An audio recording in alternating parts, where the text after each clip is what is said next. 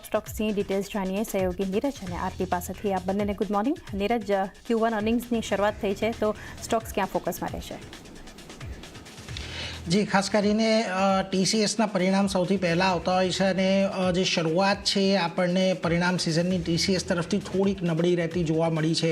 કારણ તો આમ તો જુઓ, મોટેભાગના જે નફો, આવક, એબિટ, માર્જિન, આ બધા જે નંબર છે તે આપણને અનુમાન મુજબના ઇનલાઇન રહેતા જોવા મળ્યા છે. નફો અનુમાન કરતાં થોડો ઘણો સારો રહ્યો છે, પરંતુ ખાસ કરીને જ્યાં પેન આપણને જોવા મળ્યો છે કોન્સ્ટન્ટ કરન્સી ગ્રોથની અંદર, કે જ્યાં આગળ માત્ર 1 થી 1.5% અનુમાન બજાર લગાવી રહ્યું હતું અને એની સામે 3.5% ઘટાડો આપણને ખાસ કરીને સીસી ટર્મ્સની અંદર જોવા મળ્યો છે TCSમાં. એ એક મોટી ચિંતા છે. બીજી તરફ અહીંયાથી ખાસ કરીને તમને જે ટોટલ કોન્ટ્રાક્ટ વેલ્યુ છે એ ઘટતી જોવા મળી છે ક્વાર્ટર ઓન ક્વાર્ટર બેઝિસ પર. ગયા ક્વાર્ટરમાં લગભગ $12 બિલિયન આજુબાજુના ટોટલ કોન્ટ્રાક્ટ વેલ્યુ હતી. અત્યારે લગભગ $9.5 બિલિયન આજુબાજુ આપણને ટોટલ કોન્ટ્રાક્ટ વેલ્યુ રહેતી જોવા મળી છે. આ ઉપરાંત તમને ખાસ કરીને એટ્રિશનની અંદર વધારો થયો છે. 13.3%થી વધીને એટ્રિશન 13.8% પર રહ્યો છે. એટલા માટે ખાસ કરીને અહીંયાથી TCSના પરિણામોના જે મોટા નબળા પાસા છે તે આ બધા રહ્યા છે. બાકીના જે નંબર્સ છે એ નંબર્સ ખાસ કરીને ઓલમોસ્ટ અનુમાન મુજબના રહેતા અહીંયાથી જોવા મળ્યા છે. બીજું ખાસ કરીને જુઓ, અહીંયાથી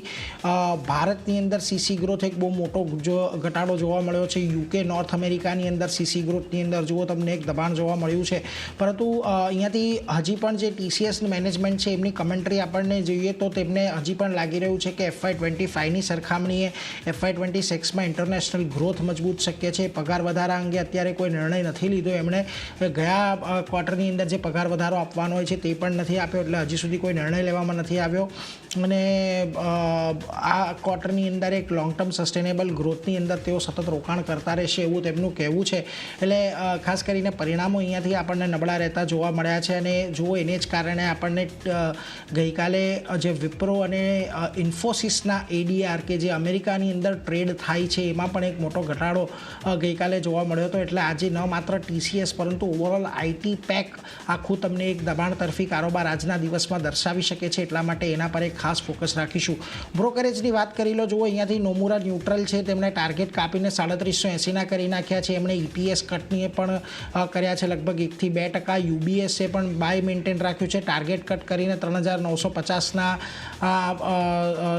રાખ્યા છે. તેમનું કહેવું છે કે અત્યારનો જે ભાવ છે એમાં ઘટાડો આવે એવી શક્યતા વધારે ઓછી છે. HSBC હોલ્ડ રેટિંગ રાખી રહ્યું છે. ખાસ કરીને અહીંયાથી તેમણે 3665ના ટાર્ગેટ આપ્યા છે. અને JP મોર્ગન ન્યુટ્રલ કોલ પર છે અને એમણે પણ 3650ના લક્ષ્યાંક આપ્યા છે. જો કે અહીંયાથી જે પ્રકારે ફર્સ્ટ ક્વાર્ટરનો ગ્રોથ આવ્યો છે, આ બધી બ્રોકરેજની એક વાત માનવી છે કે FY26 માટેનું જે ગાઈડન્સ છે એ ગાઈડન્સ કદાચ આપણને મીટ થતું નહીં દેખાય આ વર્ષના અંતે. એટલે એના પર એક ફોકસ ખાસ કરીને રાખતા રહીશું. બીજી તરફ ટાટા એલેક્સીના પણ જુઓ પરિણામો આવ્યા. ક્વાર્ટર ઓન ક્વાર્ટર બેઝિસ પર અહીંયા 21% પ્રોફિટ ઘટ્યો છે. આવકની અંદર પણ 2%નો ઘટાડો છે. 11.5% જેટલા એબિટ અહીંયાથી ઘટતા જોવા મળ્યા છે. માર્જિન 22.8% પર હતા, એની સામે 20.8% પર રહેતા જોવા મળ્યા છે. એટલે દરેક મોરચે ટાટા એલેક્સીના પરિણામોની અંદર પણ આપણને દબાણ આવતું જોવા મળ્યું છે.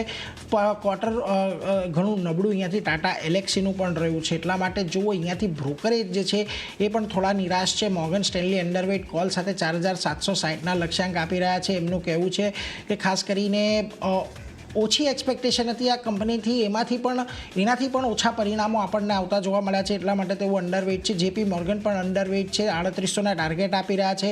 એમનું કહેવું છે કે ખાસ કરીને Q1 જે છે એ રેવન્યુ માર્જિન બંને સ્તરે સતત ચોથું ક્વાર્ટર છે કે જ્યાં આગળ આપણને અનુમાન કરતાં ઓછું પરિણામ જોવા મળ્યું છે. એટલે આજે ટાટા એલેક્સી પણ તમને એક દબાણ દર્શાવી શકે એવી પૂરેપૂરી શક્યતા છે. એટલે એના પર એક નજર રાખીશું.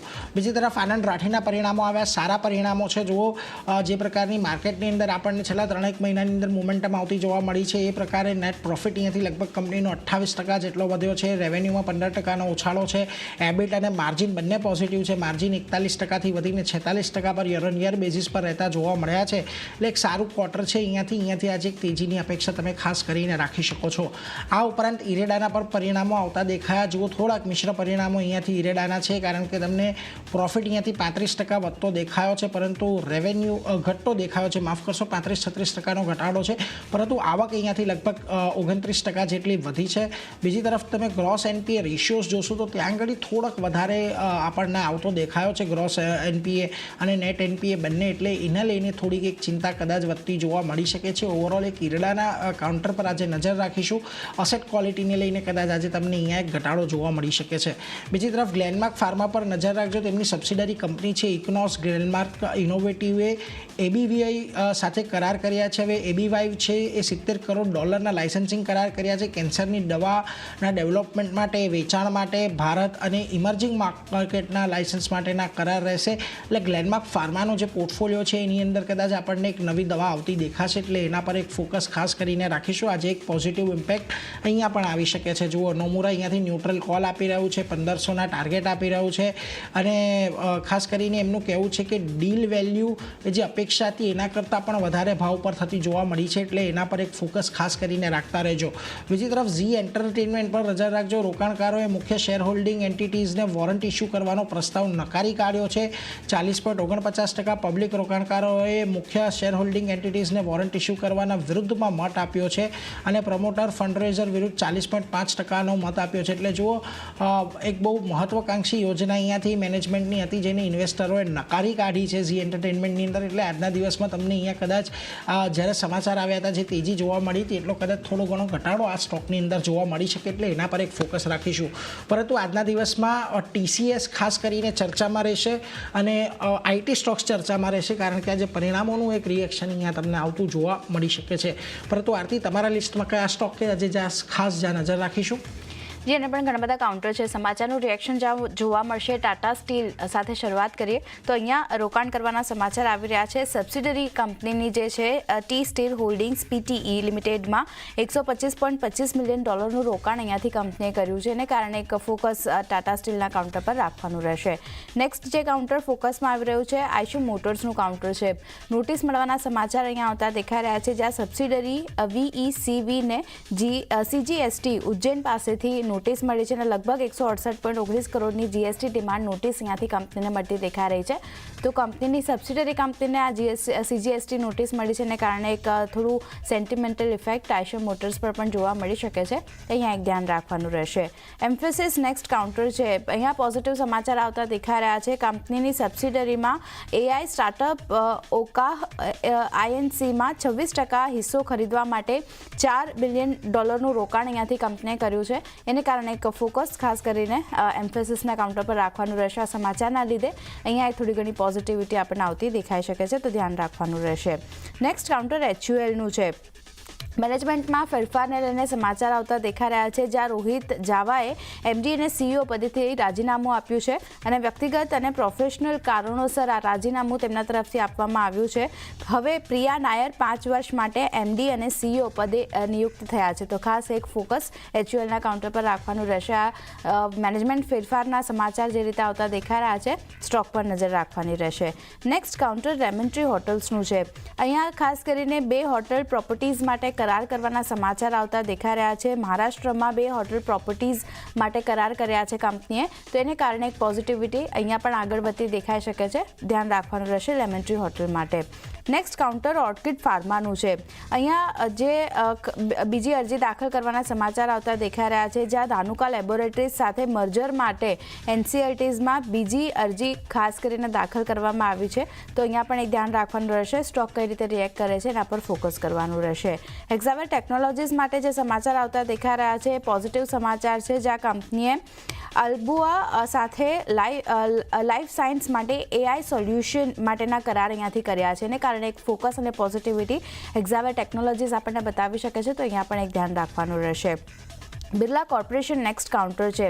સૌથી ઓછી બીડ ભરવાના સમાચાર અહીંયા આવતા દેખાયા છે, જ્યાં રાજસ્થાનમાં લાઇમસ્ટોન બ્લોક માટે સૌથી ઓછી બીડ કંપનીએ ભરી છે.